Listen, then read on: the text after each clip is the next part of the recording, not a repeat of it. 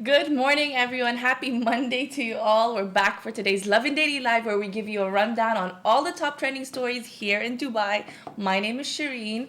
Thanks so much for joining me this morning. How are you all doing? Let me know in the comment section below if you woke up a bit on the other side of the bed today, or you woke up feeling fresh and ready to take on the day. Let me know. Al Walid is joined. Thank you so much for joining. How are you doing, Al Walid? I'll start with my first story, which is a really incredible photo of the late Baba Zayed, the founding father of the UAE, and his son, the president of Abu Dhabi, His Highness Sheikh Mohammed bin Zayed Al Nahyan. So inspiring because it really shows how Baba Zayed's dream has finally come to life.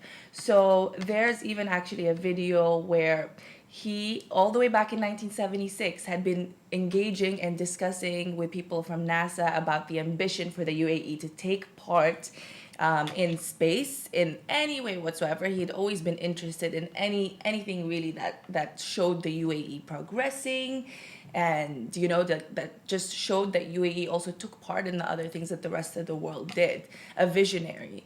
And so obviously with Hazza Al Mansouri, the first Emirati astronaut's inclusion at the ISS a couple of weeks back, we definitely show that his dreams have indeed come true, and that's pretty inspiring. So that is the first story. I don't know if you can see, but Hazza Al Mansouri also got to see His Highness Sheikh Mohammed bin Zayed Al Nahyan, the Crown Prince of Abu Dhabi, at the presidential airport in Abu Dhabi. He was actually welcomed by His Highness, and they talked about space, and hopefully there will be more in terms of like space exploration in the UAE in the future. We have the Hope probe that's set to actually launch in 2022, I believe.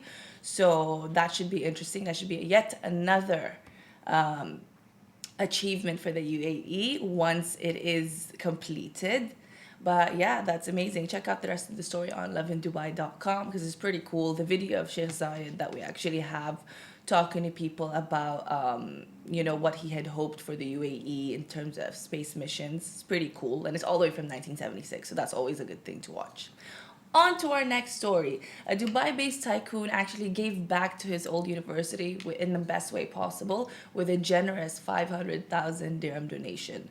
So, Sudhakar R. Rao, an Indian businessman based here in Dubai, donated actually more than 500,000 dirhams, which is equivalent to around 10 million rupees. That's a lot. To the National Institute of Technology in Warangal, Telangana, NIT. So basically, he used to study here. He was an alumnus of the renowned Indian Institute, and he actually said that he's always wanted to repay the tremendous debt of gratitude he owed to his alma mater. So that's something you don't think of. Like, I know that you hear this a lot, that tycoons will go and speak at their old universities. Like, if you went to Harvard or something, they will go back and give a speech for a graduation commencement or whatever. But you rarely hear of them really donating back, and this is such a huge sum. So he is definitely grateful for his university, which is a really good thing to see. The funds will be going towards helping the university set up an innovation and incubation center. So with his success, hopefully he'll help out his fellow people and other students to get to where he is now potentially. So that's amazing. Props to Sudhakar or Rao for that. On to our final story. Simran actually wrote this one yesterday, a good find on Twitter. It is about the expat accent. I don't know if you guys have this now. I think I've pretty much had the expat accent since I was in ninth grade or something, because if you live somewhere where you're kind of surrounded by people from different walks of life who speak different languages, or if you yourself speak different languages, it can get quite confusing. I mean, do you agree? So basically, a resident called and named Andrea Anastasiou.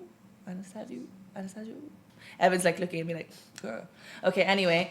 So she actually tweeted, been away for so long that no one ever thinks I'm English. My accent is that messed up. So she lives in Dubai, and a couple of others. She actually started a huge thread on Twitter with others, relating to the tweets and explaining what accent people thought they had and where people thought they were from, as opposed to where they actually are from. Um, Interesting, because I have a few of those as well. No one can ever really tell where I'm from because sometimes I will put on an American accent that I don't even realize I have. Sometimes I will sound Indian because I'm around all my Indian friends a lot. I don't understand. Other times I'll sound Filipino because my mom's Filipino, and it'll just come out. So you can't really help these things. But yeah, people, yeah. Andrea even said that she gets American or she'll get South African, rarely English these days, unless she's actually around Brits long enough for the accent to come back out. A bit of an identity crisis for most of us here. But I find that to be a good thing. You know, I mean, that's multiculturalism, that's globalization. Let me know in the comment section below if people actually think your accent is from elsewhere other than where you really are from. But this is a fun one. Thanks again for the people who joined us today. Beth and Al Walid, thank you guys. Have a good morning, everyone. Have a good rest of the day, and I will catch up with you guys tomorrow.